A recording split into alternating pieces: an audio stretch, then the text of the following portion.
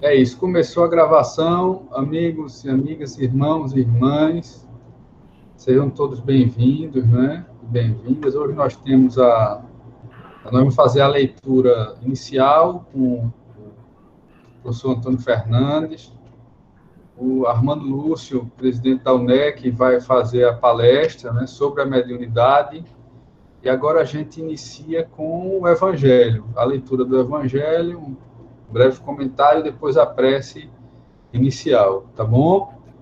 Muito bom. Yusca já conosco, todos. Antônio, a palavra está com você. Ok, amigos, vamos começar. Buscai e achareis.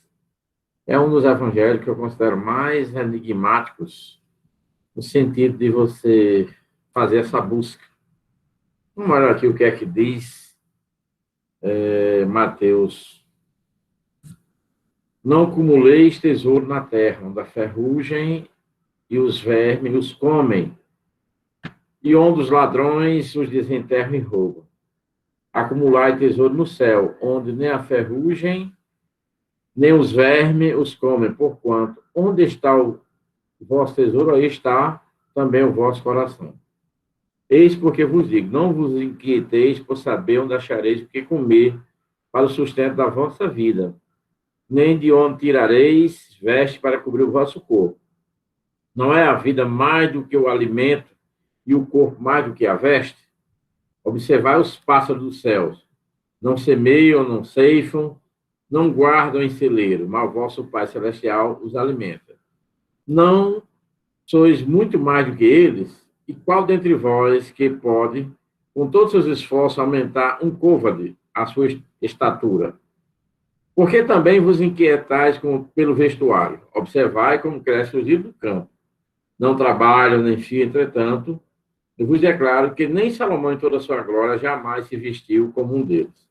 Ora, se Deus tem o cuidado de vestir dessa maneira a erva dos campos, que existe hoje e amanhã será lançada na fornalha, quanto maior cuidado não terá em vos vestir, ó homem de pouca fé. Não vos inquieteis, pois dizendo, que comeremos? Ou que beberemos? Ou de que vestiremos? Como fazem os pagãos que andam à procura de todas essas coisas, porque vosso Pai sabe que tem necessidade delas. Buscais primeiramente o reino de Deus e a sua justiça, que todas essas coisas vos serão dadas por acréscimo. Assim, pois, não vos ponhais inquietos pelo dia de amanhã, porquanto amanhã cuidará de si. A cada dia basta o seu mal. Eu vejo isso como um dos evangelhos mais enigmáticos pelo seguinte detalhe: ou você assume a assunção da paternidade divina na sua vida, faz o seu esforço laboral para viver e se entrega na mão de Deus, como os evangélicos dizem, entregar a Jesus, né? Ou você vai viver em crises constantes no seu dia a dia. Por quê? Porque as nossas necessidades reencarnatórias são tantas, que a gente não consegue compreender. Mas, se nós confiarmos na misericórdia divina, nós vamos perceber que, quando Deus nos projeta para que estarmos uns com os outros, a nossa vida já foi detalhada pela espiritualidade, e isso quer dizer que a gente tem que fazer a nossa parte. Faça a vossa parte, que o céu vos ajudará. Porque, por incrível que pareça, é uma das coisas mais difíceis de a gente fazer essa entrega. É a confiança, não aquela confiança da fé cega, mas a confiança de saber que assim é, de saber que a sua vida tem dono, que o seu destino tem dono, destino no sentido de continuidade, o processo reencarnatório, e, acima de tudo, admitir que não cai nada,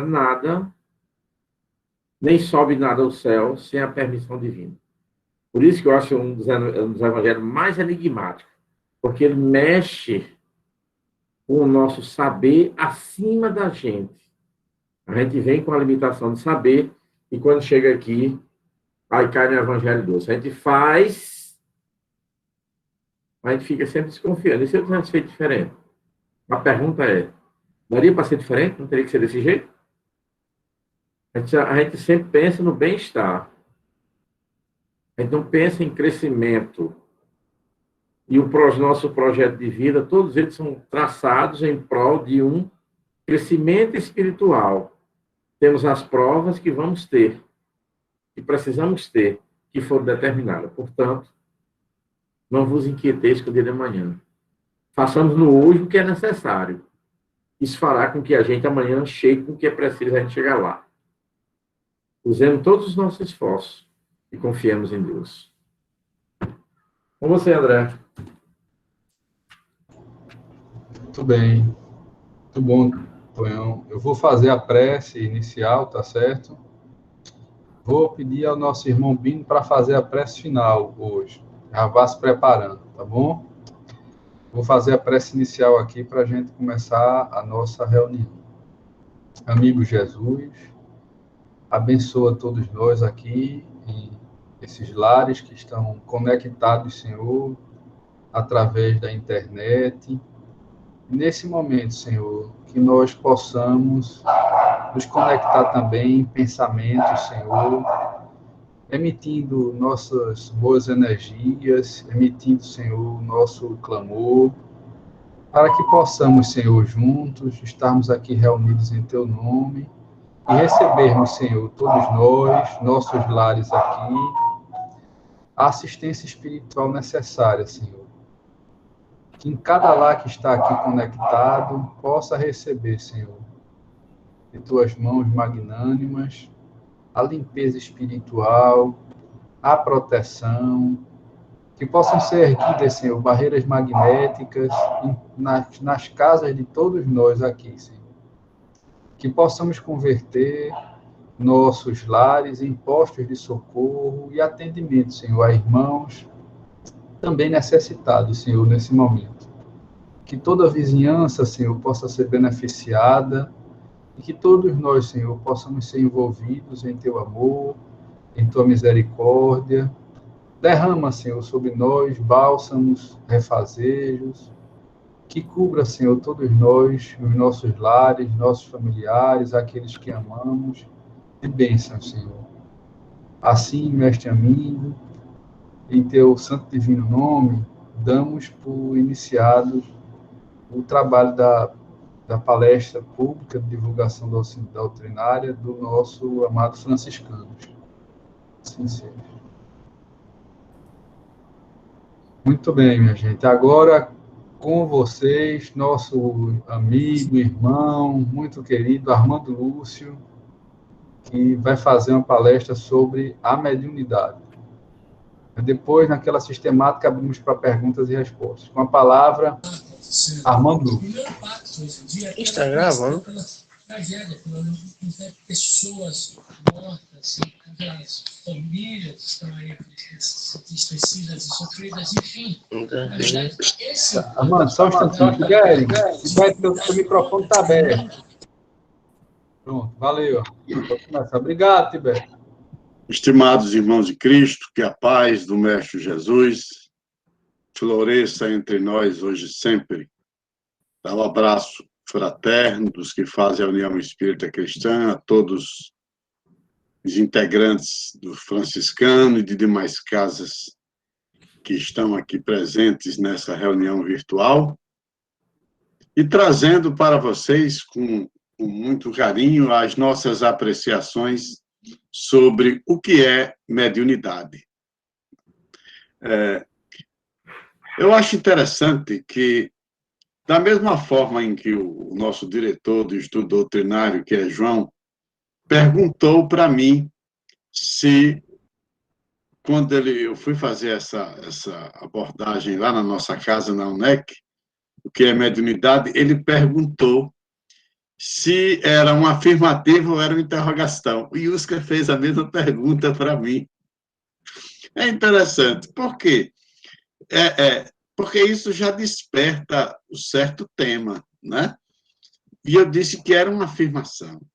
Era uma afirmação porque dá mais a ideia da pessoa buscar estudar e se interessar por esse tema, o que é mediunidade. E eu sempre digo que até mencionando, dando as minhas aulas no curso de Direito, eu digo que o direito é simples e o direito é lógica. E também esse assunto é simples e é um assunto lógico, o assunto mediunidade. E a gente vai descobrir por que é um assunto simples e lógico. Porque a gente, quando vai... Mediunidade, né? Pensa que é uma coisa de outro mundo, mas é desse mundo. É desse mundo como o mundo dos desencarnados. É desse mundo. Esse tema, por estarmos em um ano de pandemia, aliás, no segundo ano, a gente se esquece que no dia 15 de janeiro, agora, fez o Livro dos Médiuns 150 anos, né? O Sesc Centenário de O Livro dos Médiuns ocorreu e ocorre neste ano, né? E o Livro dos Médiuns, que ele justamente, ele significa, na minha concepção, a razão e a ciência explicando a mediunidade. Por que a razão e a ciência?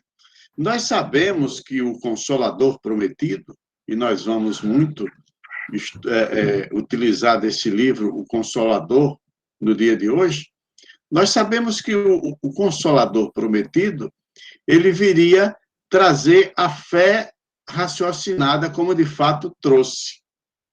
Porque esse fenômeno, o fenômeno da comunicação, porque se a gente for observar que mediunidade de acordo com vários autores, né?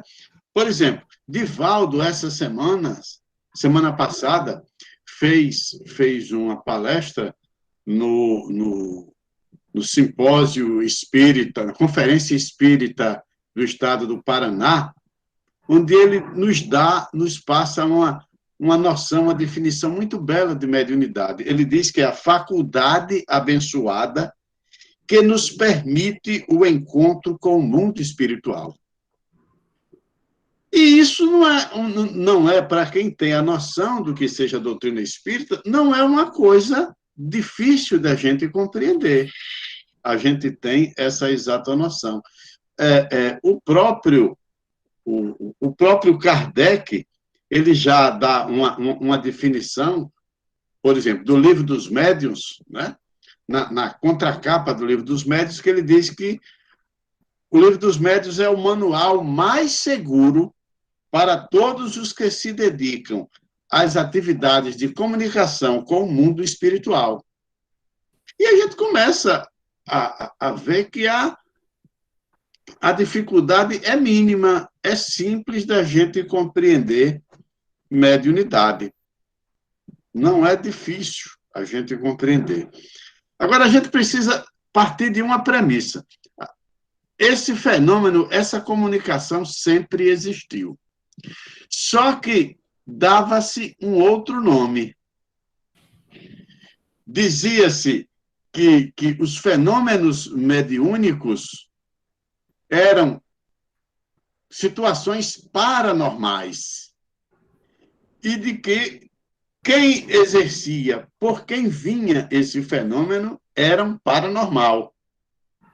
Porque ele usava essa expressão.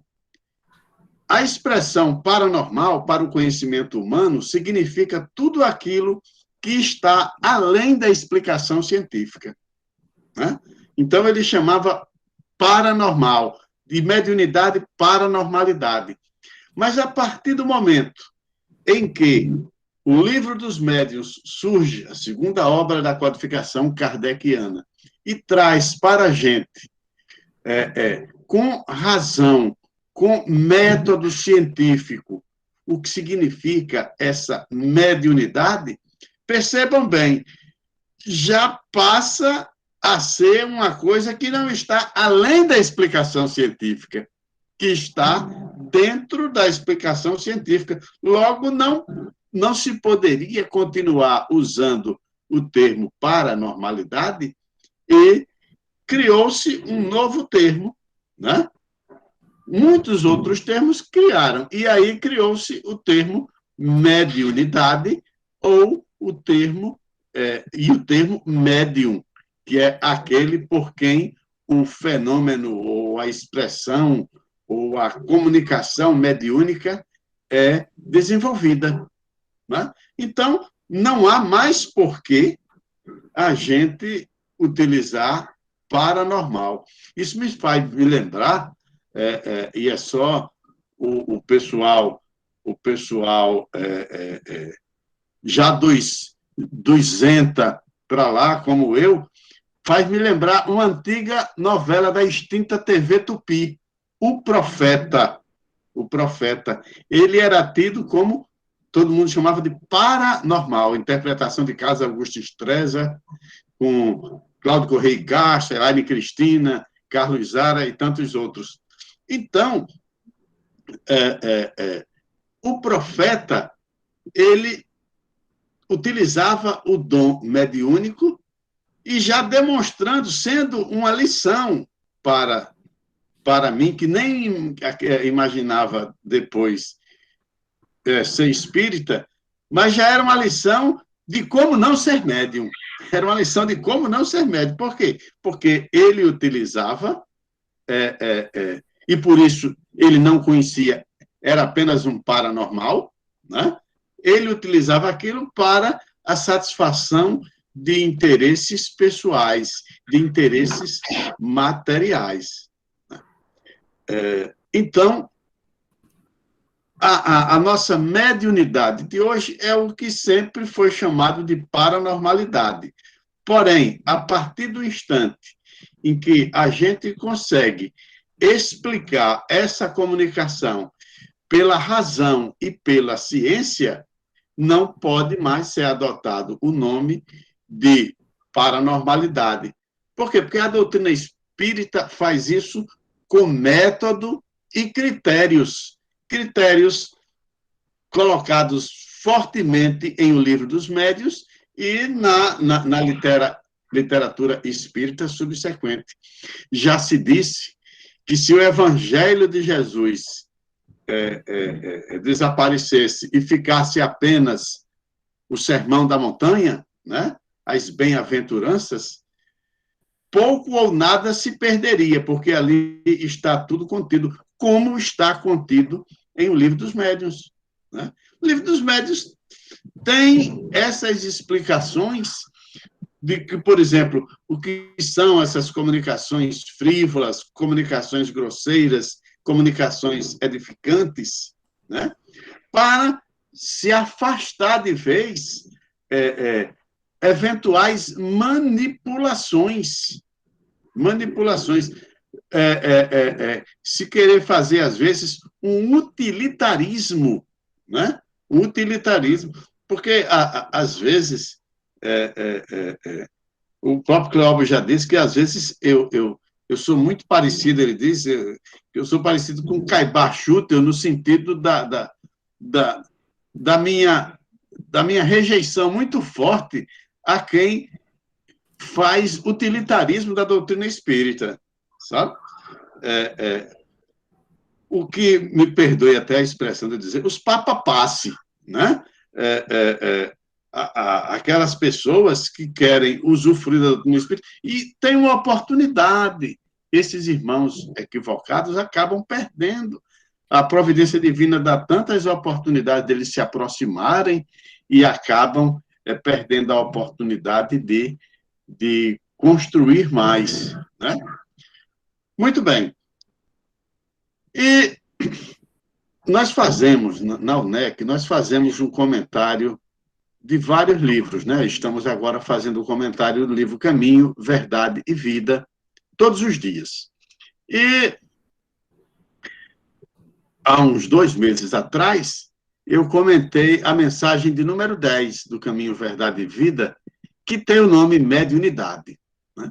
E eu comecei a conversar com o João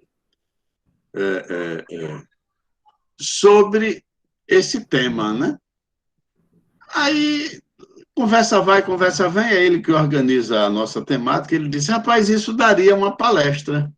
para você fazer, porque o comentário que você fez, eu faço o comentário, é breve, em 8 a 10 minutos no máximo, ele disse, você podia desenvolver aquilo mais uma palestra para ser mais... Ajuda a fazer isso, a grampear, Aqui, quem está aqui, ó. Tô precisando de uma ajuda. Depois papai vai, papai não pode ir agora não, viu? Para um pouquinho. Vai ali, vai chamar a mamãe, vai. Mas ela não pode agora. Ajuda. Tá um carimbo aqui. Não. Grampeie para mim. Pronto. Coisa aí do trabalho remoto da palestra virtual. Não, agora o papai tá conversando. Tem que terminar. Vai lá. Mamãe, peça pra mamãe que ela grampeia. Mas... Isso são coisas. Eu disse, vamos lá, João, eu vou para ter essa ideia, me perdoe essa interrupção. Ele já tinha vindo 2 vezes, eu tinha feito assim, parado, ele parou, mas agora ele não parou, não. Porque ele disse que estava fazendo um livro e precisava grampear agora, juntou várias folhas e queria grampear. E essa mensagem, mediunidade, eu vou pedir permissão a vocês para ler essa mensagem do livro Caminho, Verdade e Vida. Mediunidade. Atos, capítulo 2, versículo 17.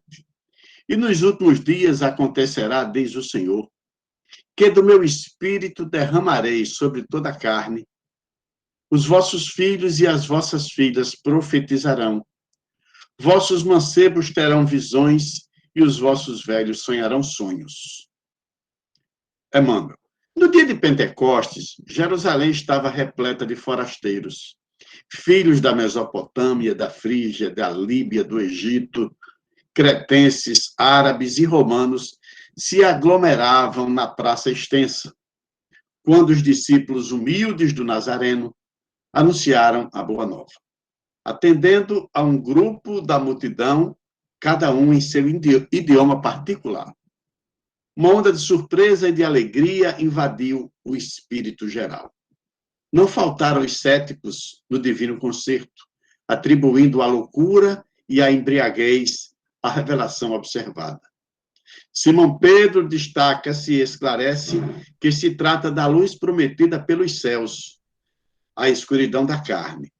Desde esse dia, as claridades do Pentecostes jorraram sobre o mundo incessantemente. Até aí os discípulos eram frágeis e indecisos, mas dessa hora em diante quebram as influências do meio, curam os doentes, levantam o espírito dos infortunados, falam aos reis da terra, em nome do Senhor. O poder de Jesus se lhes comunicara as energias reduzidas. Estabelecera-se a era da mediunidade, alicerce de todas as realizações do cristianismo através dos séculos.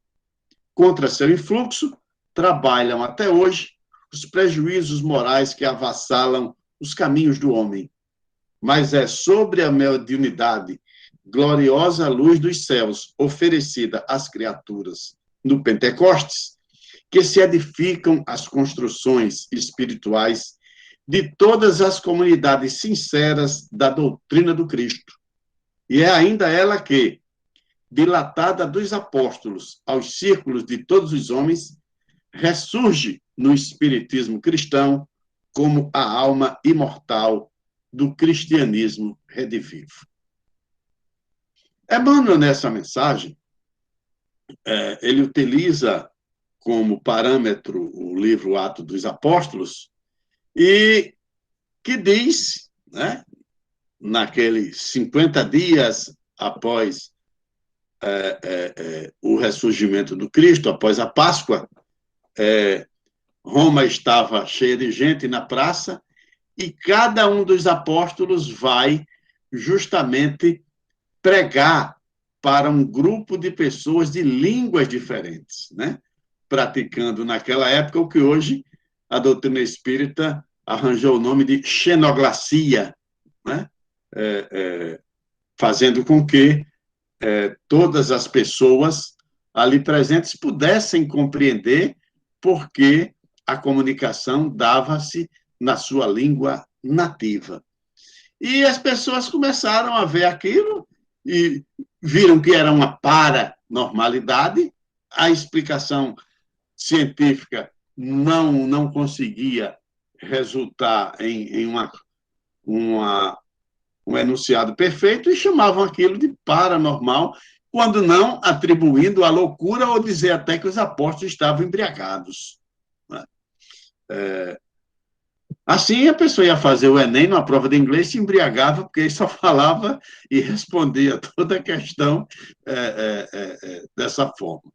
Mas o que a gente quer expressar é que a mediunidade ali foi um ponto, inclusive faz parte de uma palestra que Divaldo fala como a história da mediunidade, né?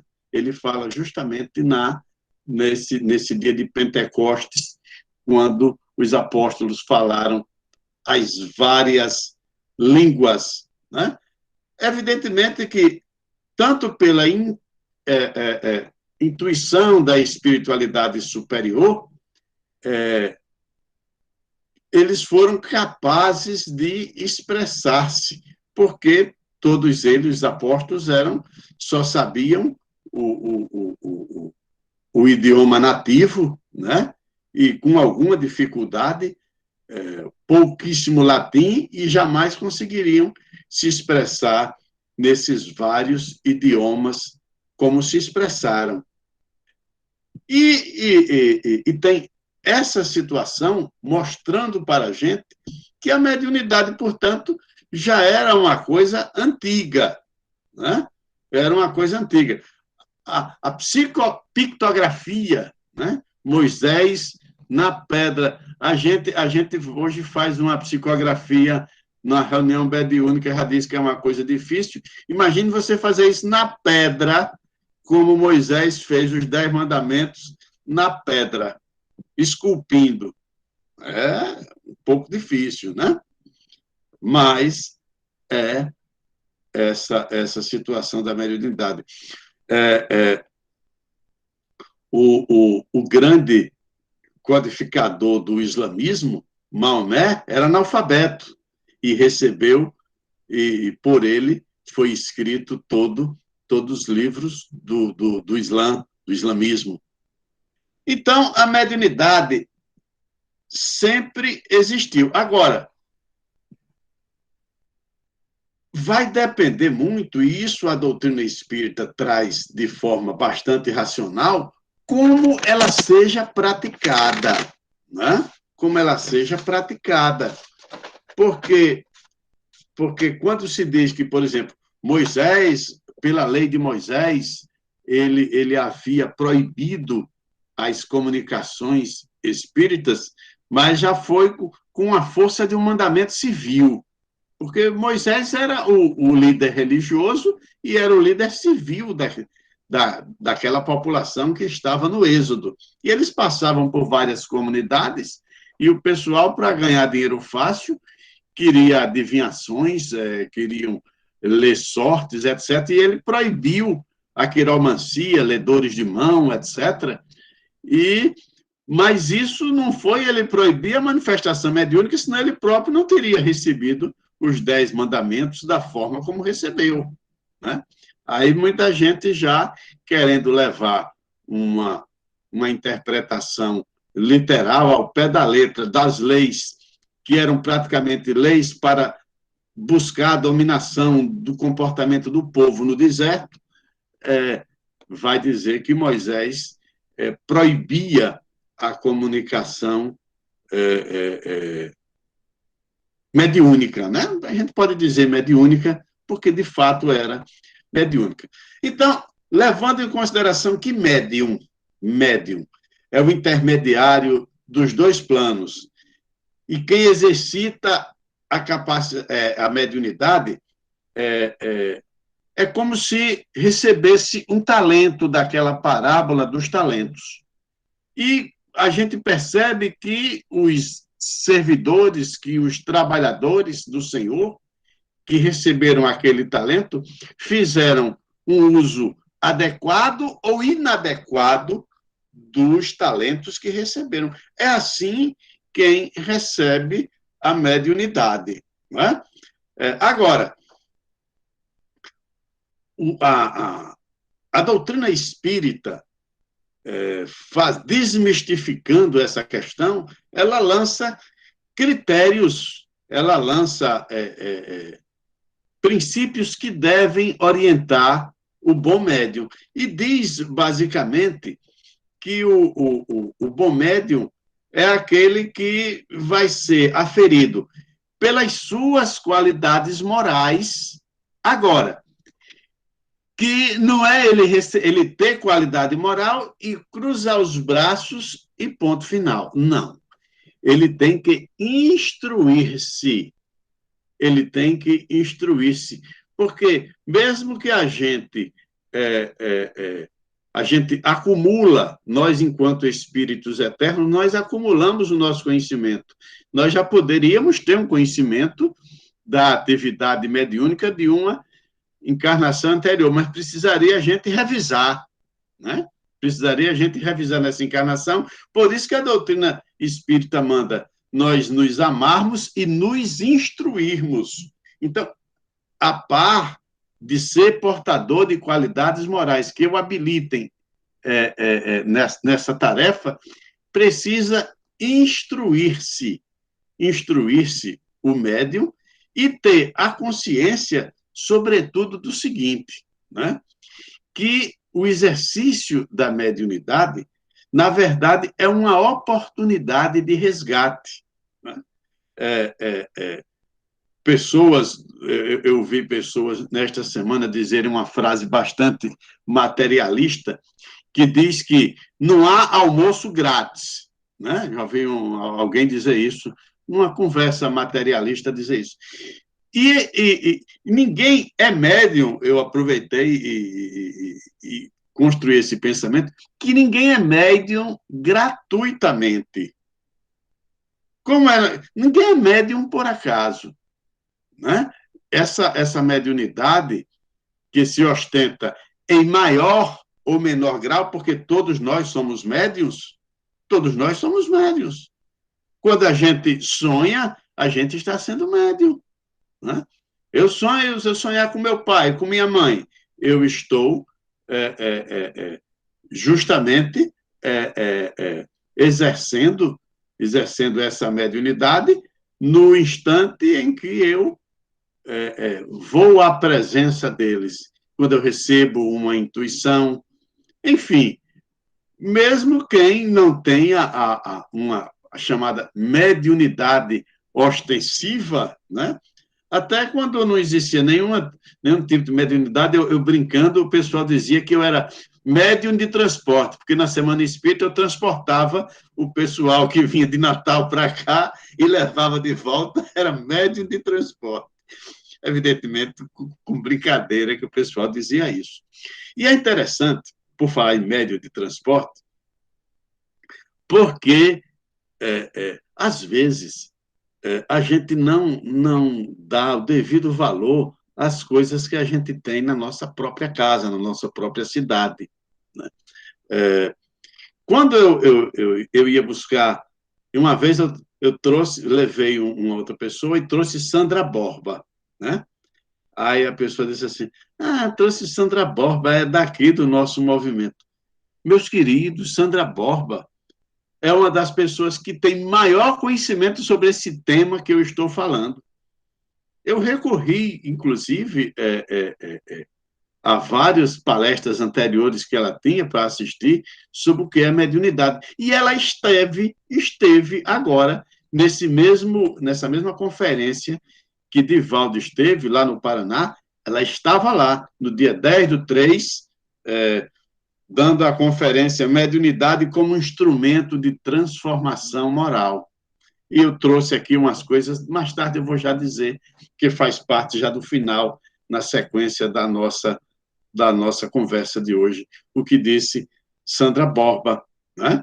Sandra Borba, lá no Paraná, nessa conferência espírita de lá. Muito bem.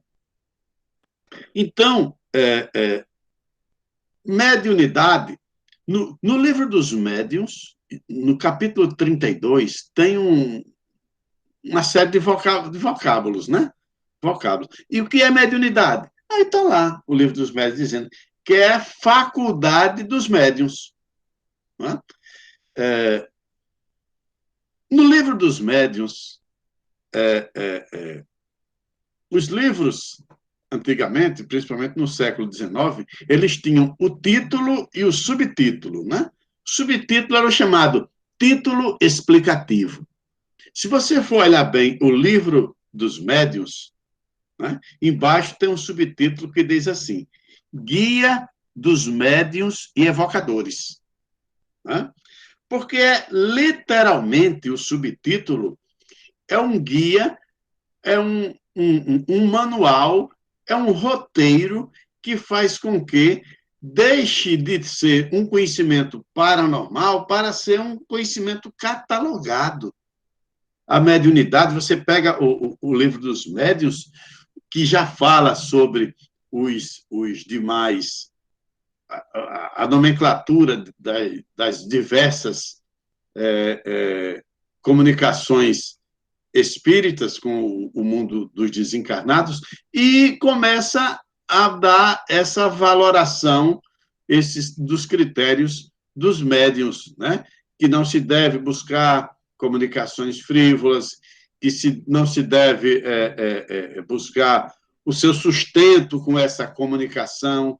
Enfim, muitas situações para que, na prática, a gente possa fazer esse exercício. Então, se instruindo, a partir do instante em que a gente faz essa leitura, que não é toda, evidentemente que é interessante que leia-se todo, mas pelo menos a segunda parte do livro dos médiuns, a gente vai ficar totalmente consciente do que é a comunicação mediúnica e como devemos fazer para nós, pessoalmente, e nós, inclusive, na casa espírita, podermos trabalhar bem. Né? Certamente que todas as casas começam a ter o estudo mediúnico, começa a ter o estudo teórico e depois vai aprofundando para estudos práticos e de maior intensidade. Pois bem, aí nós falávamos que nós íamos utilizar o livro O Consolador. Por quê? Porque no livro O Consolador, que por incrível que pareça é um livro, a elaboração do livro Consolador, a psicografia de Chico Xavier pelo Espírito Emmanuel, né, é com perguntas e respostas, como é o livro dos Espíritos. E aí fica fácil, né? Fica fácil para a gente descobrir e estudar. Né? Quando eu estudei, fiz o curso de estudo mediúnico, o orientador utilizava muito esse livro, Consolador. Aí eles... Artigo 382, né? A pergunta, aliás, artigo não. Pergunta 382.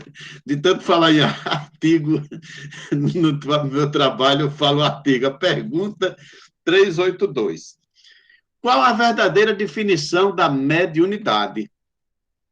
Verdadeira definição da mediunidade. Olha como é que Emmanuel responde.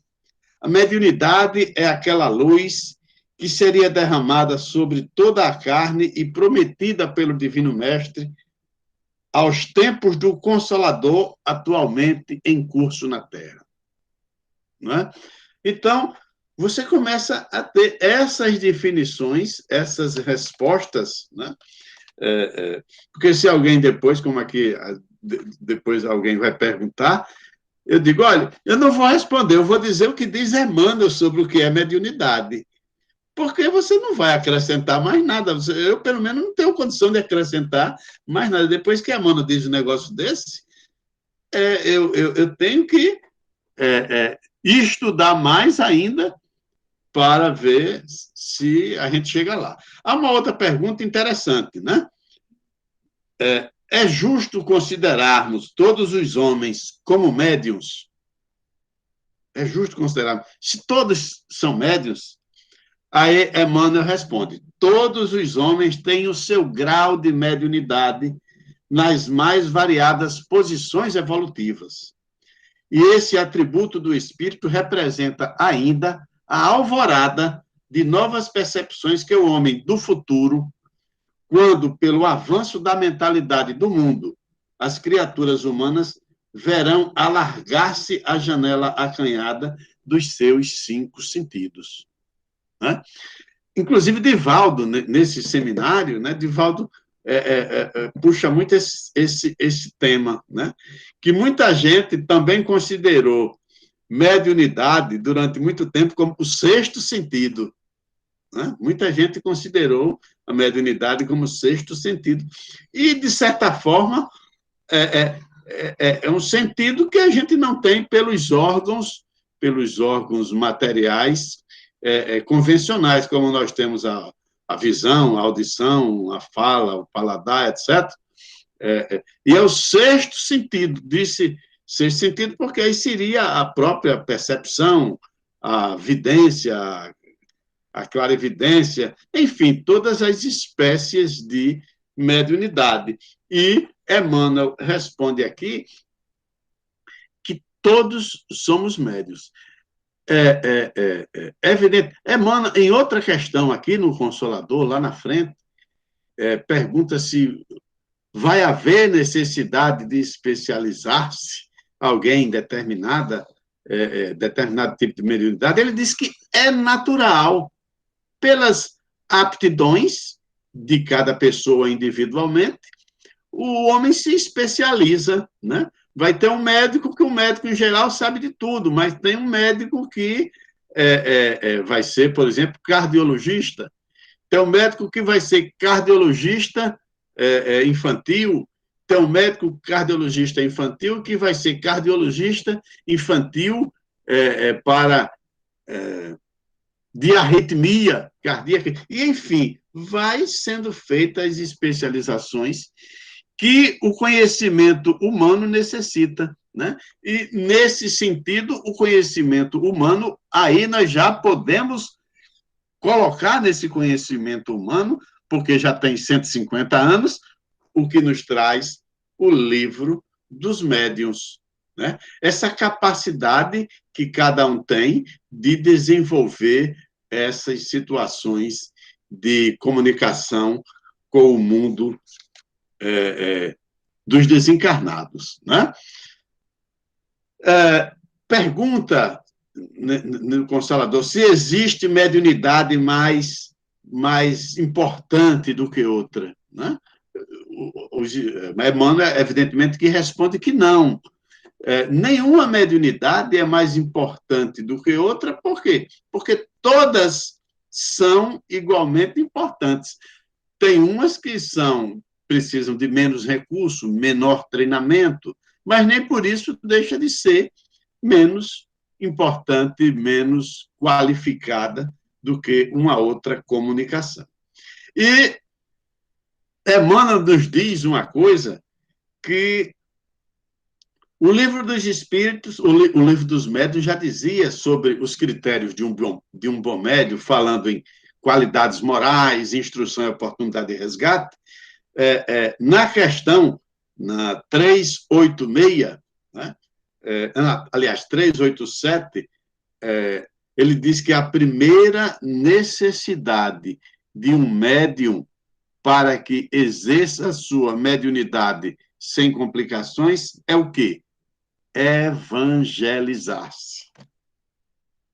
Por quê? Porque se ele vai exercer a mediunidade de qualquer forma, sem ter como parâmetro, como critério, o livro dos médiuns, e sem ter uma carta de princípios a seguir, que não seja o Evangelho de Jesus, ele fica fadado, fica tentado a escorregar para um abismo muito profundo. muito profundo, colocando-se em situações de débito muito grande. Por isso que a primeira necessidade do médium deve ser evangelizar-se. Evangelizar-se. Mas por quê?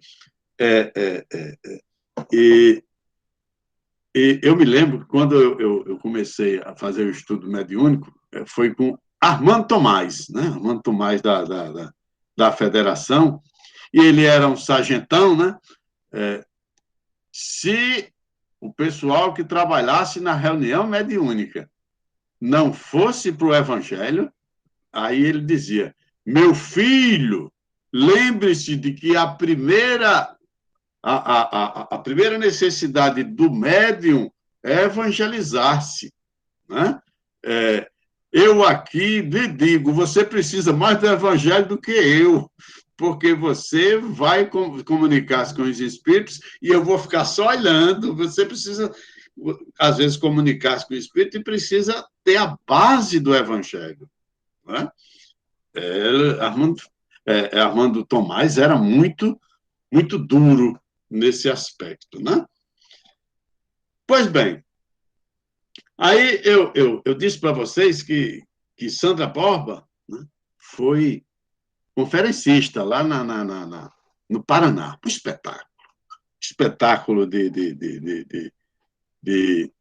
E ela traz uma situação. Todos nós já ouvimos falar do médium Peixotinho, né? Lá da terra do André, né? De Pernambuco. O Peixotinho era um médium que tinha uma capacidade mediúnica muito forte, né? Só que aí ele não se evangelizou, né? Não se evangelizou a princípio, depois ele se evangelizou. Aí, depois dele sofrer muita pancada, o pessoal tudo chamando ele de doido, igual o pessoal chamou os apóstolos no dia de Pentecostes, lá na praça de Jerusalém. Chamou todo mundo de doido, porque estava falando em várias línguas, e o pessoal chamava Peixotinho de doido. Aí foram acalmando Peixotinho e deram o livro dos médiuns para Peixotinho ler, né? Aí Peixotinho leu, aí foi para uma reunião mediúnica, um estudo mediúnico. Aí, Peixotinho, o que você acha do livro dos médiuns? Ele disse: olha, antes de eu ler o livro dos médiuns, eu confesso que eu pensei que eu era louco, mas agora eu tenho certeza de que eu sou médium. Eu não sou louco, eu sou médium. E a partir daí, ele era muito espiritualizado, né, nesse aspecto, muito brincalhão, ele começou, evidentemente, com os critérios da doutrina espírita, a desenvolver a sua mediunidade. Nessa mesma palestra, Sandra Borba fala sobre o apóstolo Paulo, né? E eu tenho uma grande empatia de toda vez que eu estou assistindo uma palestra que falam no apóstolo Paulo, porque eu tenho uma empatia muito grande por Paulo, né? Então, ela diz que de todos os apóstolos de Jesus, ela diz que considerava Paulo o mais formidável médium entre os apóstolos, né? Ela diz: por que o mais formidável médium? Ela diz: olha, porque ele, na verdade, ele encarnado, ele nunca falou com Jesus, né?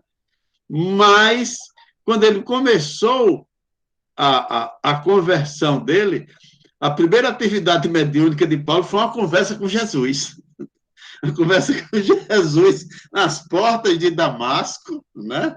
Aparece aquela luz, derruba e Jesus fala e ele percebe que é Jesus. Nunca tinha visto Jesus, nunca tinha discutido com Jesus, percebe que é Jesus quando diz para ele: Saulo, Saulo, por que me persegues? A primeira comunicação, né, que ele tem já é com o governador espiritual da terra. Você vê como o camarada era, de fato, um médium formidável. E depois dele ir para o deserto, depois dele ser beneficiado, né, com Ananias, né, que ela diz que Ananias foi um médium tão formidável também, que fez com que Paulo, além da cegueira material, saísse da cegueira espiritual com as primeiras palavras, com os primeiros ensinos de Ananias, que foi a mais formidável transformação de Paulo. Não foi ele de cego da visão, porque tinha visto aquela claridade intensa, né? Foi ele abrir a cegueira, curar a cegueira espiritual do então Saulo, né? Aí Ananias cura essa cegueira e Paulo começa o seu apostolado, né? E ele, nas diversas passagens do Evangelho de Paulo, a gente percebe ele curando, percebe ele, pela intuição, fazendo as cartas, né? As cartas que a evangelização dele foi quase todas para as cartas, mas ela diz que a prova de ser um médium tão formidável, Saulo de Tarso, foi que, na resposta que ele deu para Jesus na sua primeira comunicação mediúnica, aquela resposta é uma lição imemorável, uma lição que nós não vamos esquecer nunca mais e serve para a gente como um salva-vidas, como um referencial do qual a gente, não se afastando, a gente nunca vai se perder. Ela disse que considera essa a maior lição de Paulo, que a mediunidade dele nos prestou, legou para os cristãos, que foi quando Jesus diz para ele, Saulo, Saulo, por que me persegue? Ele disse o que nós devemos repetir todos os dias nas nossas indagações, nas nossas agruras. Senhor, que queres que eu faça? Essa foi a resposta que Saulo deu a Jesus, que já demonstrava ali a sua conversão incondicional ao Evangelho de Jesus. E nós, que somos cristãos há tanto tempo, com as facilidades com que Saulo não tinha, né? Porque, na época, por exemplo, como eram perseguidos pelos romanos, mas como não tinha internet, não conseguia fazer uma reunião como nós estamos fazendo hoje, né? No máximo, no mais conforto era numa catacumba fechada. No maior conforto era assim. Mas Paulo transmite para a gente essa conversão inadiável, inalcançável por todos os homens até então, mas que nós poderemos exercitar essa nossa conversão que ainda está em curso. E todas as vezes, diante das dificuldades, nós utilizarmos, exercendo a mediunidade que todos nós temos, e conversando com Jesus, dizermos isso que Paulo de Tarso disse: Senhor, que queres que eu faça? Aí nós estaremos desempenhando a nossa mediunidade em favor de nós e para que nós possamos ser instrumentos do Senhor para que beneficie o mundo que precisa indiscutivelmente da colaboração de todos nós. Meus irmãos, então, era isso o que eu queria dizer sobre o que é mediunidade. É o que nós podemos fazer, meus irmãos. Então, nunca esqueçamos disso. Perguntemos todos os dias ao Cristo, ao nosso Mestre: que queres que eu faça, Senhor? Muita paz, fiquem com Deus. Muito bom, meus amigos e amigas. Parabéns à palestra do nosso irmão, amigo Armando. Temos muitas questões para a gente conversar, né? Um tema muito pertinente, abordado pela doutrina espírita. Eu queria pedir a vocês que quem quiser abrir o vídeo, o microfone, e perguntar, fazer colocações, né? Fique à vontade nesse momento, a gente tem como referência até 8h30, mas até quando a nossa discussão esgotar, e é 8h30 a nossa referência de finalização. Mas vamos, que nós temos, né? Vocês podem escrever no chat, ou podem se colocar, né? Fiquem à vontade. Deixa eu ver se tem alguma questão aqui. Tem duas observações de Tibério, Armando, que é: o médium deve trabalhar continuamente e dar de graça o que de graça recebeu. Essa questão da gratuidade da mediunidade eu achei uma questão interessante para a gente desenvolver, não é? A imagem que se tem no espiritismo fora é aquela confusão quando você não conhece, né? Se o médium recebe, se não recebe. E tem outra questão do Tibério, que é um exemplo de mediunidade desperdiçada, é de João Teixeira, o João de Deus, que é outra questão que talvez seja interessante a gente conversar, não é? Essas são as duas. Não sei se alguém quer perguntar alguma coisa ou quer falar, porque senão também tem outras questões para a gente continuar conversando. Mas essa da gratuidade eu acho muito importante a gente aprofundar. O que é que você me diz? Quer responder agora? Então pronto, vamos deixar Armando, aí a gente se coloca depois. Essa questão da gratuidade, da mediunidade, além de ser um postulado próprio da doutrina espírita, entre nós espíritas brasileiros, né, da terra, a pátria do né, coração do mundo, a pátria do evangelho, isso não é difícil para nós colocarmos, incrustarmos isso em nosso pensamento, né? Muito embora em outras nações não seja bem isso, né? Eu já vi algumas reportagens, assim, por exemplo, nos Estados Unidos, o pessoal vive disso, né? Tem gente que vive disso. Evidentemente que a gente não quer fazer um julgamento pesado, né? A pessoa está perdendo uma oportunidade de servir, porque, como o Tibério bem pontuou, né? Recebemos, eu não diria nem de graça, sabia? Eu não diria nem de graça. A gente recebe porque a gente já está devendo.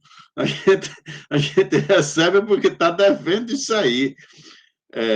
E não é que a gente vai pagar, né? No popular, a pessoa diz assim, quando tem uma árdua tarefa, né, uma coisa a cumprir, diz: eu estou pagando os meus pecados. Nessa ideia mercantilista que a gente diz, né? Estou pagando os meus pecados. Mas vamos compreender, né? Quando a gente utilizar, transformar isso em pagar os pecados para resgatar os débitos de existências anteriores, vai significar a mesma coisa, sem essa visão mais, digamos assim, de como se a gente estivesse levando uma peia, né? Nós estamos colhendo os frutos que, inadvertidamente, nós plantamos. Então, deve ser gratuito. É preciso, em um primeiro momento, todo mundo diz da mediunidade desperdiçada ser do João de Deus, mas não deixa de ser, veja bem, não podemos fazer um julgamento tão pesado, né? Até do ponto de vista da legislação humana já não está muito certo, né?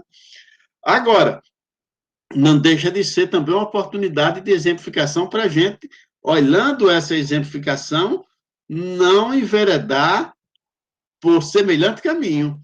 Tudo tem um proveito, né? Tudo tem um proveito. É preciso que a gente atente para esse fato e sirva como esse parâmetro para não seguir essa situação.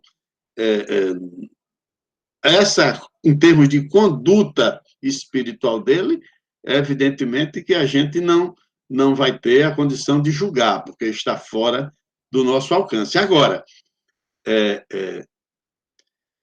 vai adiar, né? Vai ter que adiar para uma próxima encarnação esse serviço que ele tinha que cumprir essas tarefas. Muito bem, Armando. Quem tem uma colocação, levantou a mão. Fala, Binho. Pronto, boa noite. Boa noite, meu irmão Binho. Há cerca de, acho que 40 anos, a FERN, ela realiza a CONFERN, né, a Confraternização dos Espíritos do Rio Grande do Norte e tal. Então, há muito tempo que eu não participo, mas numa delas, eu acho que Tonhão lembra muito bem desse acontecimento.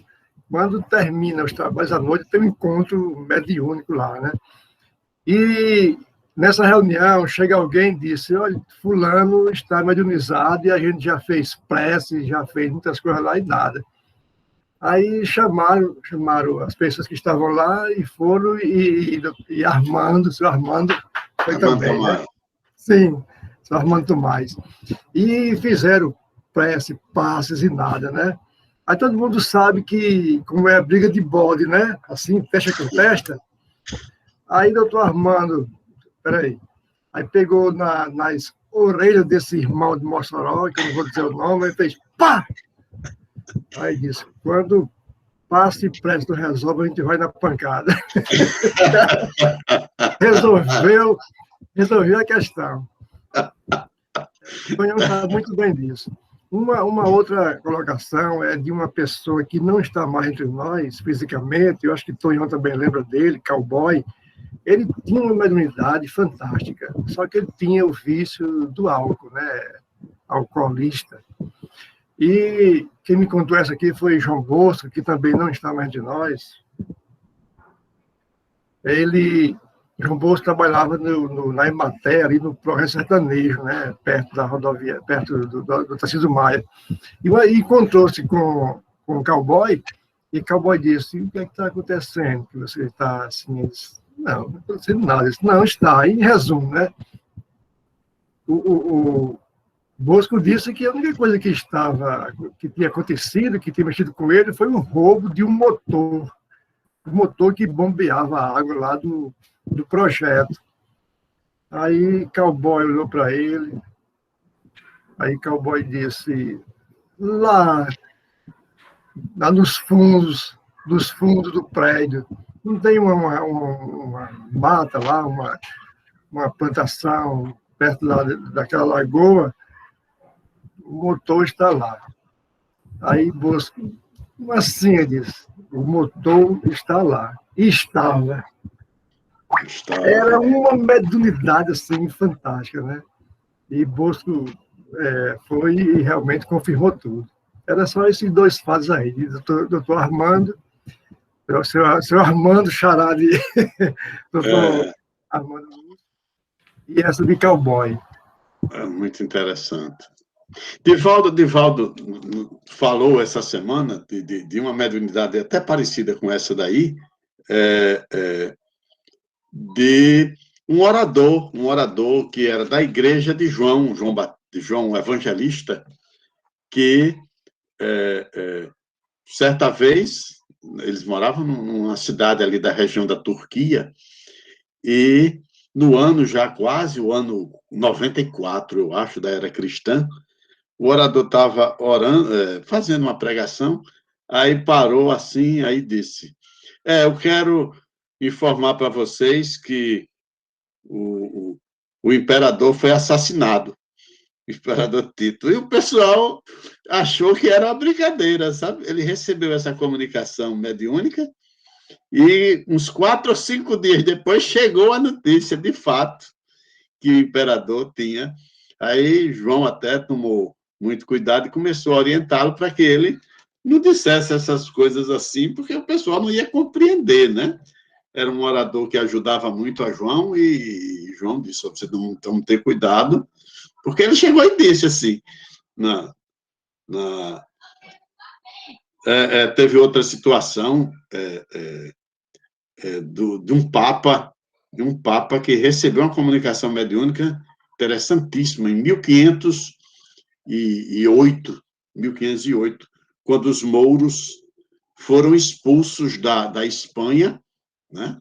E os reis católicos eram muito assediados, o André sabe muito disso, que é professor de história. Os reis católicos da Espanha eram muito assediados pelos mouros e conseguiu expulsar.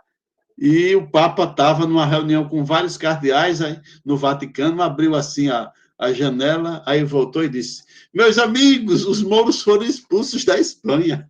Olha, como é que o pessoal ficou todo assim, achando que o cara tinha enlouquecido novamente, porque tinham dito que esse Papa já tinha dado um chilique, sabe? Aí ficaram na deles, uns 2 dias depois, veio a notícia de que os mouros haviam sido expulsos. Essas comunicações mediúnicas sempre existiram, né? Como a gente falou ao longo. Agora, não tinha um critério, um método, um sistema de averiguação. E como a doutrina espírita veio no período próprio, né? No período em que a humanidade já tinha adquirido muito conhecimento, e nesse livro, né, de Divaldo, No Rumo ao Mundo de Regeneração, ele volta a dizer isso, para que o homem equilibre o desenvolvimento material com o desenvolvimento humano, né? Desenvolver o seu espírito. E de lá para cá, a gente, o que eu já estou vendo assim é o seguinte: dentro da minha área de atuação, é evidentemente que a tecnologia, a informática, os mais diversos programas, etc., facilitam, mas tem gente que está se aperfeiçoando tanto nesses meios que esquece o conteúdo. É como nós trabalhamos tanto em tecnologia, trabalhamos tanto em aprendizado material, que esquecemos o aprendizado espiritual, e agora, já dentro do próprio conhecimento material, nós deixamos fugimos de conhecer a essência para conhecer determinados pontos. Às vezes eu falo com um camarada que sabe de tanta coisa na área de informática, daqui a pouco, eu disse, daqui a pouco você vai encontrar um programa que se alimente por você não precisa nem parar para almoçar. Mas aí, quando a gente vai trabalhar o conteúdo mesmo, aí ele está há 10, 20 anos atrás, né? A gente precisa equilibrar isso para não ficar defasado, né? O Armando, eu vi que Tonhão abriu o microfone e Arikson, não sei se eles queriam falar, queriam comentar alguma questão. Eu tinha uma provocação para fazer depois. Provocação no bom sentido, viu? Uma pergunta sobre mediunidade.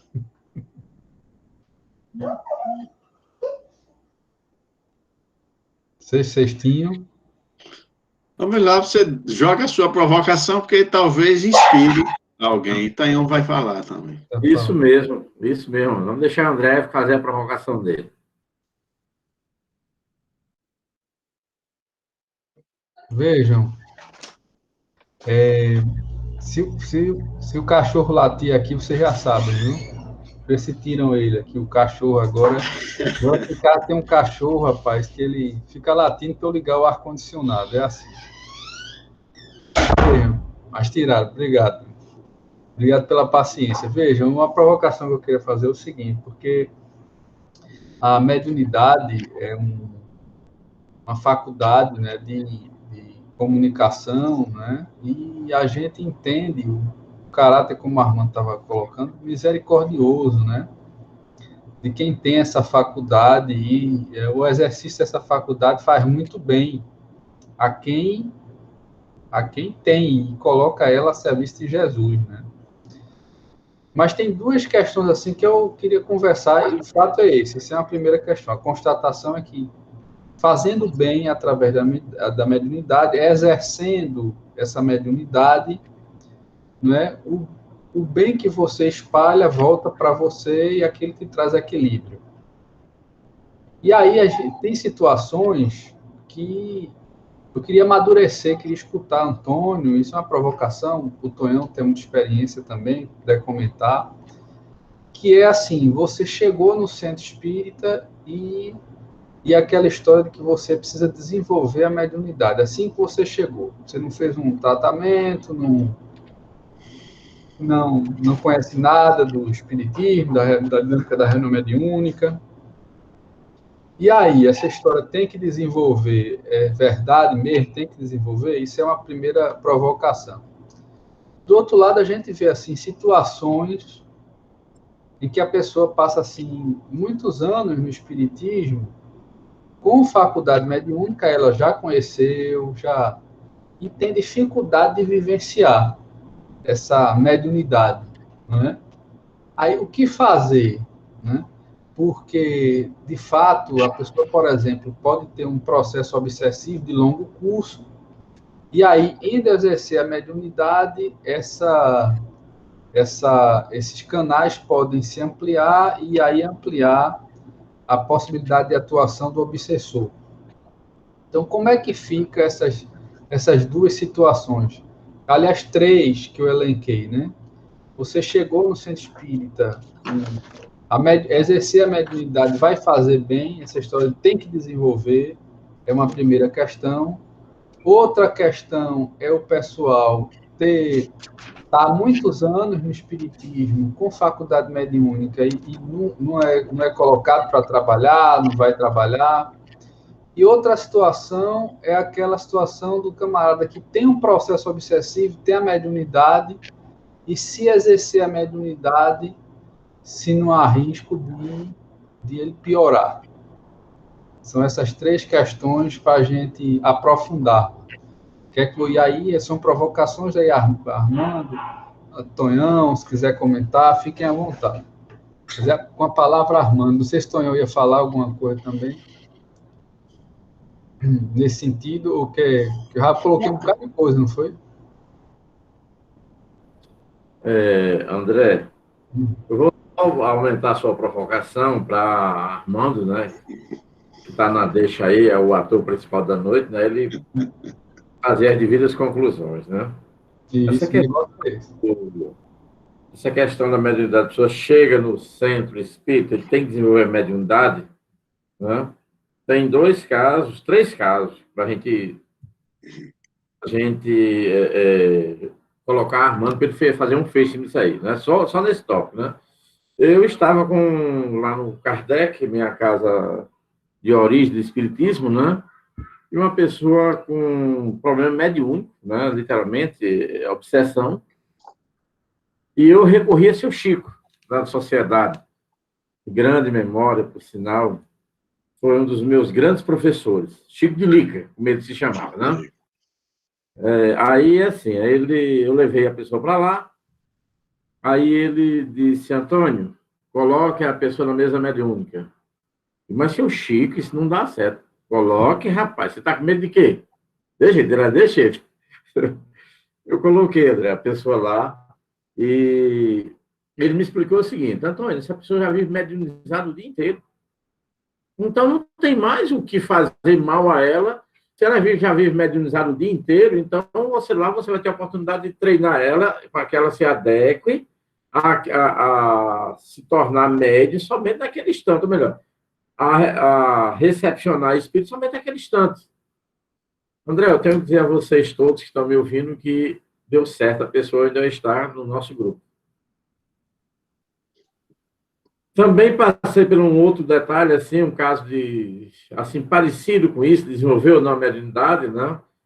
Com outras pessoas, homens e mulheres, também nessa mesma linha. E todos os detalhes, inclusive agora, recente, ano passado e esse ano, a gente teve quando o decreto permitiu a abertura, em 26 de outubro, nós tínhamos uma pessoa também nessas condições, mais ou menos. E eu me lembrei dessa regra de seu Chico, né? Então, o cara já está doido o dia inteiro. Você vai ter a oportunidade de conduzir. Ele falava desse jeito, eu não negava a palavra, viu? Bino sabe perfeitamente do que eu estou falando, né? E essa pessoa está com... Já fazia uns 2 anos que acompanha a gente.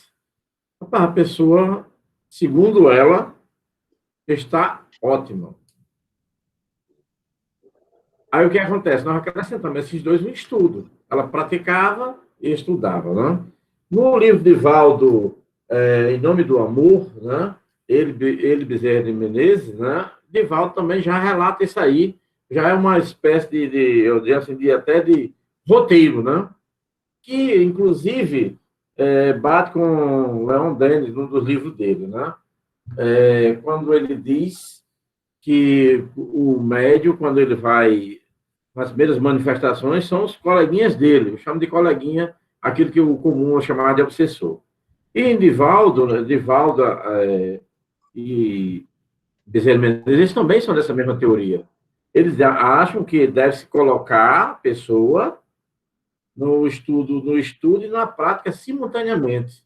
E ele é muito claro, Divaldo diz assim, olha, mas enquanto a pessoa vai estudar 4, 5, 8 anos de mediúnico, ele já em 2, já chegou lá no sanatório. Aqui seria o São Camilo, né? Então, realmente, eu concordo com isso aí, com essa questão, mas deixa para Armando fazer o fecho final disso aí. Muito bem. André talvez não saiba quem é. O Chico, que ele fala, é o falecido marido de Dona Cési, né? Chico de Lica. Chico de Lica. Na verdade, o Chico, evidentemente que numa situação dessa, né, ele estava inspirado e instruído pela espiritualidade, fora o amplo conhecimento que ele tinha, a vivência espírita que ele tinha, né? Agora, às vezes,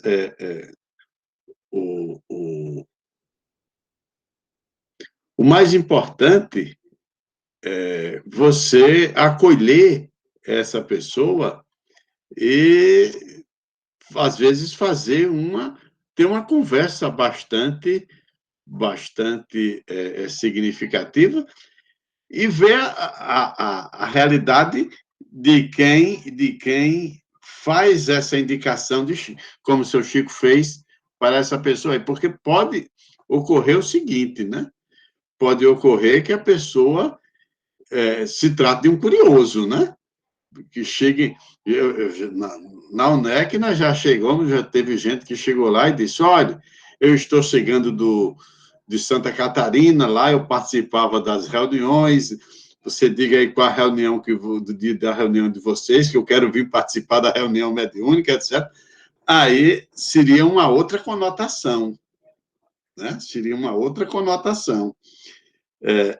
Até porque, às vezes, você participa de uma reunião mediúnica, pode um elemento estranho vir e tumultuar, digamos assim. Agora, eu acredito que nessas situações, quando você tem uma pessoa, já tivemos lá situações em que, por exemplo, o irmão Cleóbo chegou e disse que a pessoa já poderia participar de determinadas atividades na casa. Por quê? Porque a pessoa recebe uma intuição, no mínimo, mas que reforça isso, né? Para um trabalhador mais jovem, menos experiente, é melhor uma certa prudência. Agora, não deve deixar de ser atendido, porque, como muito bem disse Tonhão, repetindo o que seu Chico disse, se você for esperar essa pessoa passar 2, 3 anos para terminar um estudo mediúnico, para participar de uma reunião mediúnica, uma reunião de desobsessão, ela vai pirar de vez, né? Vai pirar de vez, por quê? Porque não vai compreender aquilo, né?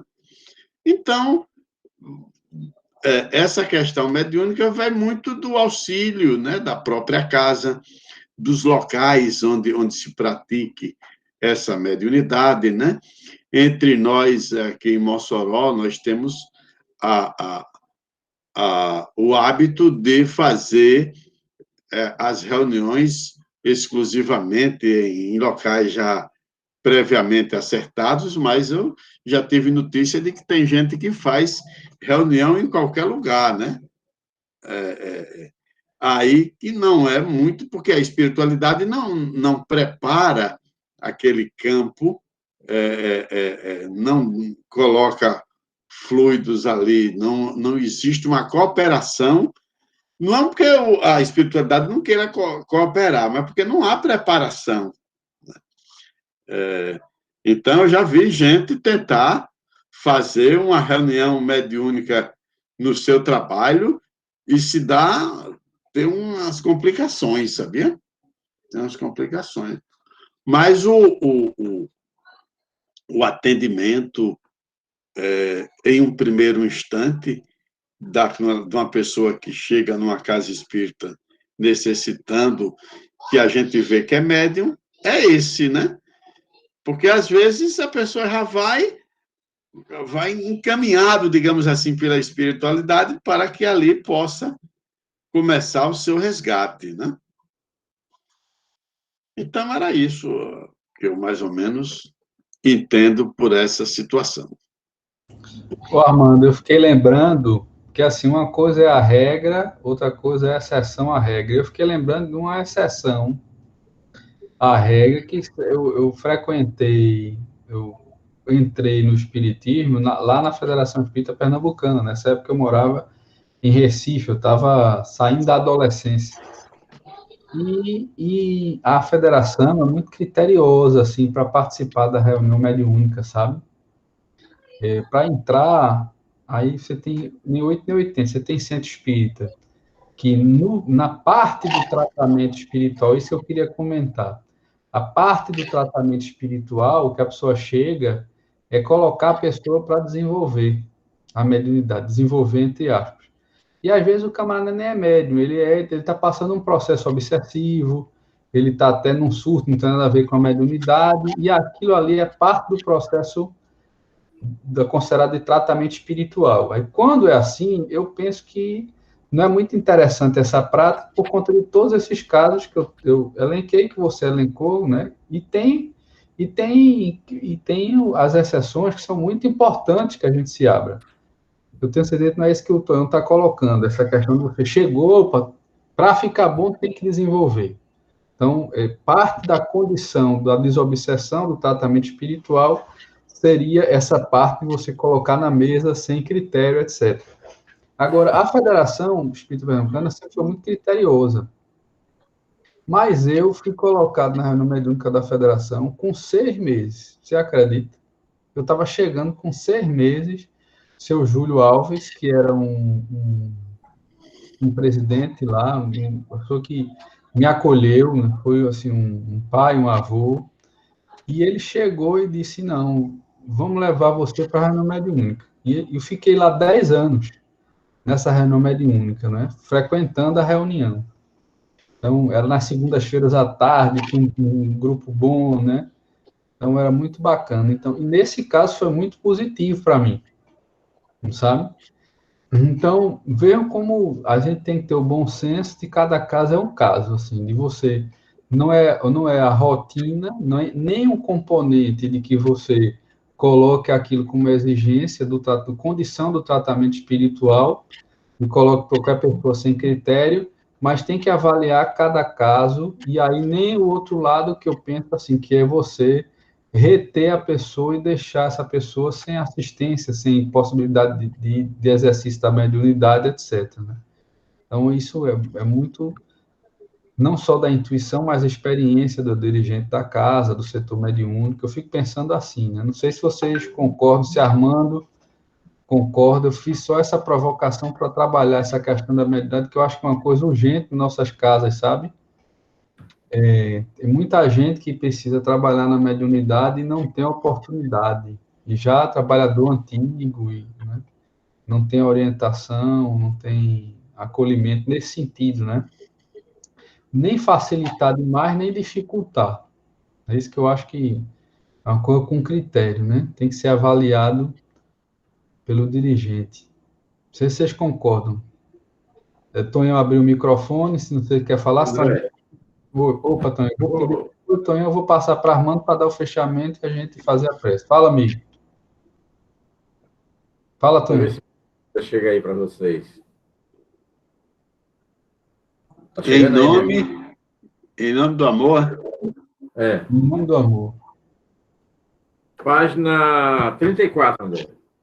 Diz assim: chega uma pessoa atormentada pelos fenômenos mediúnicos e antes deve passar pelos cursos. Aí ele diz: não temos, é óbvio, nada contra essa exigência, somente lamentamos que alguns levem muito ao pé da letra a necessidade de um currículo de 4 anos. Enquanto isso, a pessoa enlouquece, vai para o eletrochoque, para os barbitúricos, porque ninguém consegue controlar essas forças apenas estudando a primeira fase, a segunda fase, a terceira fase, a quarta fase. É claro que os cursos são necessários, mas o que era feito dos médios no começo? Qual foi o curso frequentado por Chico Xavier, por Ivone do Amaral Pereira e milhares de médios? Então, nós deveremos, quando as pessoas têm mediunidade caracterizada, perfeitamente definidas, orientar, levar aos cursos, mas também ao exercício, à prática, ao desenvolvimento, à educação da faculdade. Enquanto está estudando os valores da mediunidade, também deve exercitá-la, para poder disciplinar e ter cabeça para entender o curso. Porque se a pessoa está perturbada com ações deletérias, mesmo que as entidades perversas não entrem na instituição espírita, ficando à margem, a mente do paciente fica meio anestesiada. Ouve, mas não entende. Escuta, mas não fixa. Fica um tanto hebetada. E os conflitos pessoais assomam manifestadas nos fenômenos anímicos do primeiro momento da comunicação mediúnica. Isso aqui é o que tem lá no invisível. É necessário que transformemos o centro espírita numa escola, não numa academia, nem numa universidade, a ponto de, em alguns lugares, dar-se o diploma e dar-se também anéis de conclusão de cursos de médiuns. Onde vamos parar? Aí ele diz, é uma deturpação, sem dúvida, dos postulados da doutrina espírita. Muito massa. Muito massa. Obrigado, Tonhão. E aí, com a palavra, Armando Lúcio, para a gente dar uma remata. Aí tem a Arixon. Eu fui fazer uma provocação, não foi antes eu tivesse feito no início, né? Para a gente conversar. Eu tenho a Arixon, ainda tem Yusca que colocou aqui, o pessoal Romário. Eu queria falar bem rápido. Fica à vontade. Segundos. Não se preocupe, não. Fica à vontade. O doutor Armando permitir aí, né? Que eu tenho medo de mexer com esse povo. E se ele não mandar prender, ele manda um espírito aí para perturbar a gente, né? Olha, eu estou na doutrina espírita há cerca de 14 anos. De 14 para 16 anos. Li tudo que me apareceu pela frente, algumas coisas eu entendi, outras não, mas era o autodidata. Depois eu fui para o Kardec, na época o presidente era Tonhão, e comecei num grupo de estudo. Na verdade, eram 2 grupos simultâneos, em horários diversos. Um deles era o grupo mediúnico, que a coisa não andou muito bem, e aí Tonhão acabou me levando diretamente para o grupo mediúnico que ele dirige, e de estudo e de prática mesmo. E foi a minha salvação, porque eu estava numa situação já bem difícil, né, com a mediunidade muito carregada, e eu não sabia mais controlar como é que controlava isso, né? Então, trabalhar e estudar ao mesmo tempo, para mim, para minha necessidade, foi a tábua de salvação, né? Hoje eu lido muito bem com certas coisas que eu não entendia, né?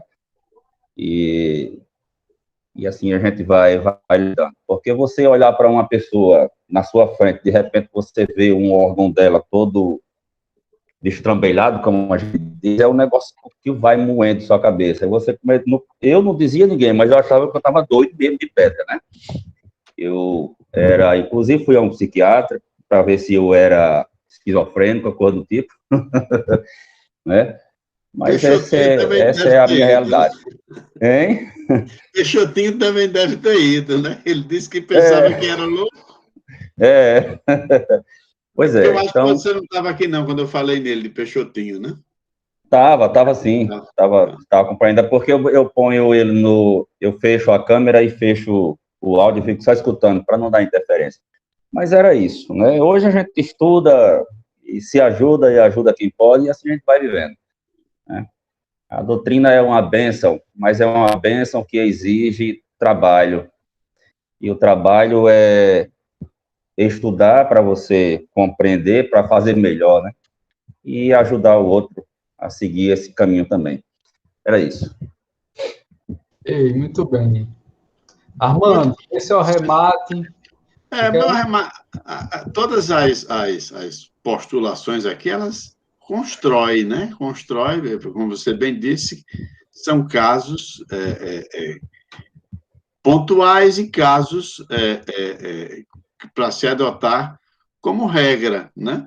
Porque se você deixa alguém para participar de uma reunião mediúnica, você percebe que a pessoa está com problema, está faltando você exercer a caridade aí, né? Você deixar a pessoa sofrendo aquilo. E quanto mais experiência tiver aquela pessoa para perceber isso, analisar esse fenômeno, vai ser melhor, né? Vai ser melhor. Muito bem, pois eu considerei tudo construtivo. Essa série da Netflix que Yuska está dizendo, eu assisto, né? É uma série muito interessante, onde eu tirei, inclusive, aquela ideia do que eu disse, de que o pessoal cobra, né? Algumas pessoas cobram, porque vivem disso, né? E aí, Romário perguntou se o Espiritismo impõe que se trabalhe a mediunidade. Não, a pessoa vai trabalhar de boa vontade, se quiser. A doutrina espírita pode esclarecer em um atendimento fraterno, pode esclarecer que a pessoa deve conhecer, porque trabalhar a mediunidade, na verdade, quando você conhece o que é mediunidade, conhece o livro dos médiuns e conhece o que você pode fazer para resgatar determinadas coisas, você está trabalhando a mediunidade nesse aspecto, né? Não é propriamente somente naquela situação de fazer o trabalho mediúnico, mas aí, porque já é um trabalho de preparação, né? De preparação para o exercício dessa mediunidade. E a pessoa tem o livre-arbítrio, né? A pessoa tem o livre-arbítrio de trabalhar para resgatar ou não trabalhar. Eu conheço pessoas que são dotadas de muito boa vontade, mas tem medo. A pessoa diz que não trabalha porque tem medo.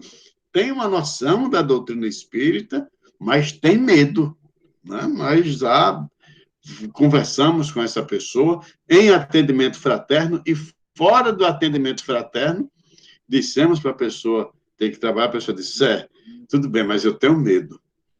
Mas medo como? Não é porque sem vocês estarem presentes, se essa entidade aparecer, como é que eu vou fazer, então? Mas é por isso que, se evangelizando como primeiro passo do médium, ele vai espancar essas dúvidas. Ele vai espancar essas dúvidas e ter mais critério para decidir, né? O livre-arbítrio, ninguém pode chegar e dizer assim, a partir de hoje, você vai participar de uma reunião mediúnica. Nem mérito a pessoa teria, porque estaria participando obrigado, né? Incorre naquela mesma situação, para a gente concluir, num quartel, chegou o comandante para um soldado e disse, soldado, você lembra capitão tal que passou aqui há uns 4 ou 5 anos atrás? O cara disse, lembro, o que tem? Rapaz, é porque ele foi a óbito lá no Rio Grande do Sul e a gente está mandando celebrar uma missa para ele. Aí o cara disse, homem, manda outra pessoa. capitão, eu sou um soldado, ele era um capitão, manda um oficial. Eu disse, não, rapaz, é porque ele era muito dado, era muito amigo da tropa. Que amigo, capitão? Ele só queria botar quente na gente, e o soldado não queria ir para a missa, e o capitão querendo que ele fosse. Aí o capitão chegou em determinado momento e disse, olha, você não está querendo ir, mas você vai ter que ir, porque é uma ordem. Agora você vai ter que ir. O cara disse, bom, se é uma ordem de um capitão para um soldado, eu tenho que ir. Agora eu vou para essa missa, agora eu vou rezar para ele ir para o inferno.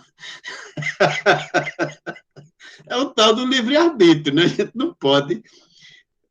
pode orientar uma pessoa, pode orientar, dar a devida orientação para que ele faça uma opção, mas se ele não fizer a questão, nós fazemos e fizemos a nossa parte, né? Teremos feito a nossa parte, que é a parte da casa espírita proceder a essa orientação. Se a pessoa aceita, a ajuda será melhor, né? Pois é isso, meus irmãos, estamos aqui à disposição e vamos mandar o pessoal para a missa, né? Ei, muito bom, foi muito bacana a palestra, essas reflexões, esse momento de estudo, de trocar as coisas, é que a gente entende que é um arremate necessário, interessante, né? Ficaram aqui até o finalzinho 15 pessoas, né?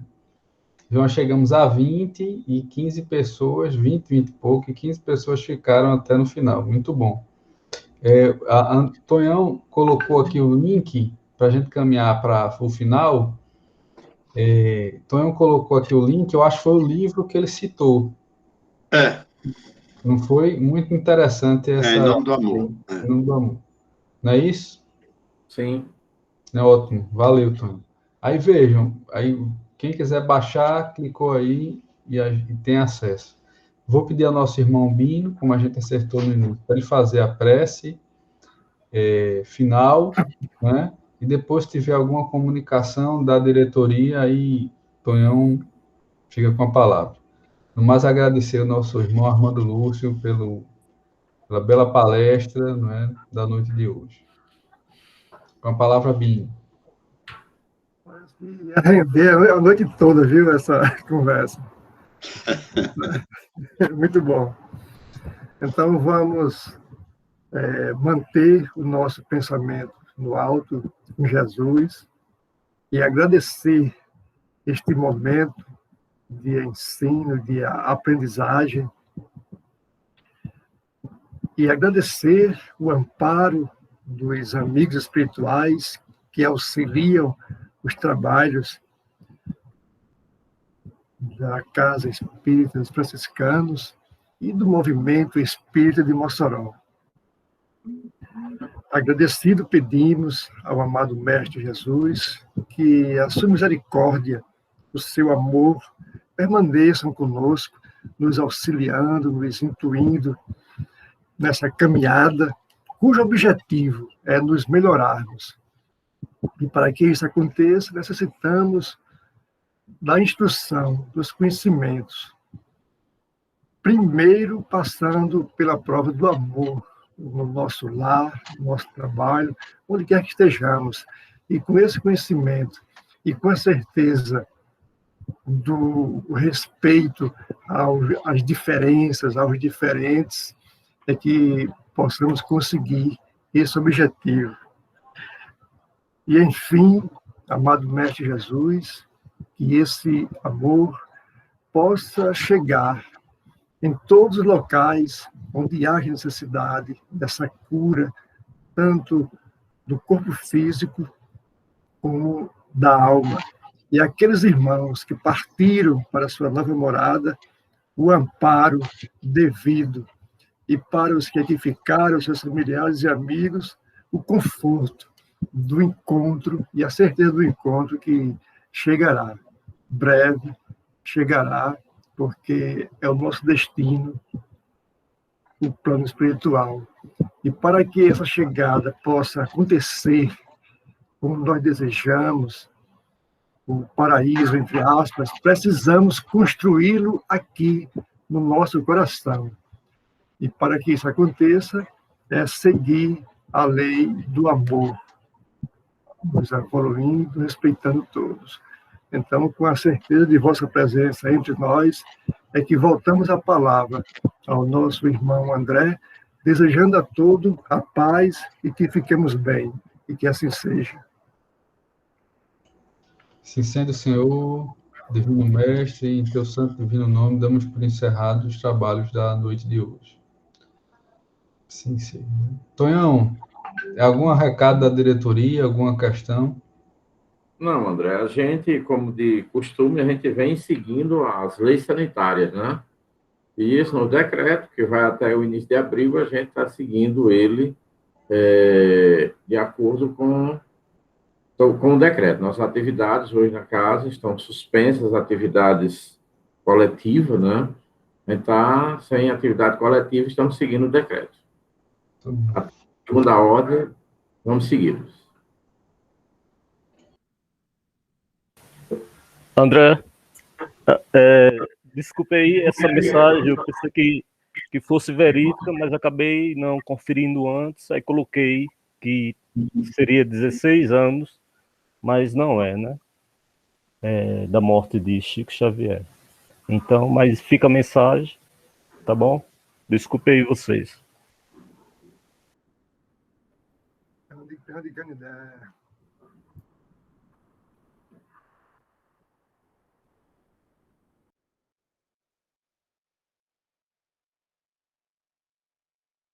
O André está sem áudio. Está saindo o seu áudio, não. E eu falando aqui, feito aquele professor, acho da Coreia do Sul, não sei, deu 2 horas de aula e os alunos não avisaram ele que o áudio estava fechado. Né? Obrigado, Alex. Aí, veja, só para dizer assim, grande Canidé, eu estava falando com ele, mas estava dizendo, semana que vem nós temos a palestra de Arikson, né? Na sequência, a palestra de Tonhão, e aí a gente anuncia o calendário do mês de abril, tá bom? Então era isso, agradecer a Armando novamente, né? Foi muito bom, e se a gente passava aqui muito mais tempo, estouramos por 15 minutos, mas o presencial, o remoto permite esses negócios, né? Sintam-se abraçados e abraçadas, sinto muita falta dessas nossas conversas, desse acolhimento no centro, tá bom? Mas se Deus quiser, mais cedo que a gente pensa, nós vamos estar reunidos nas nossas casas, tá certo? Que venha a vacina e venha logo, tá bom? Ei. Um abraço, Okay. minha gente. Para todos. Bino, conversei com nosso amigo hoje, viu, Bino? Eu quero saber.